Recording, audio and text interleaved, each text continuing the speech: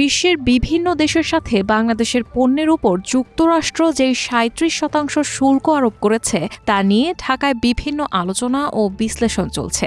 অর্থনীতিবিদদের অনেকেই ধারণা করছেন এর ফলে বাংলাদেশের রপ্তানি খাতে বিশেষত পোশাক শিল্পে নেতিবাচক প্রভাব পড়বে। দেশের ভঙ্গুর অর্থনীতি যখনই স্থিতিশীলতার দিকে এগোচ্ছিল তখন মরার ওপর খাড়ার ঘা হয়ে এসেছে যুক্তরাষ্ট্রের ট্রাম্প প্রশাসনের আরোপিত এই শুল্ক। এতে বড় ধরনের শঙ্কা তৈরি হয়েছে দেশের সার্বিক অর্থনীতি ঘিরে।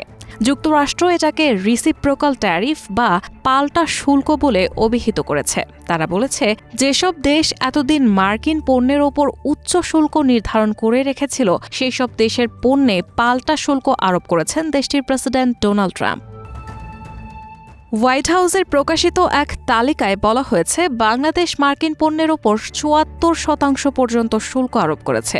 এর প্রতিক্রিয়া হিসেবে যুক্তরাষ্ট্র বাংলাদেশি পণ্যের ওপর ৩৭% নতুন অতিরিক্ত শুল্ক আরোপ করেছে, যা আগামী ৯ এপ্রিল থেকে কার্যকর হবে। এর আগে বাংলাদেশি পণ্যের ওপর যুক্তরাষ্ট্রে গড়ে ১৫% শুল্ক ছিল, ফলে এখন যুক্তরাষ্ট্রে বাংলাদেশি পণ্যের ওপর গড়ে ৫২% শুল্ক আরোপ হয়েছে।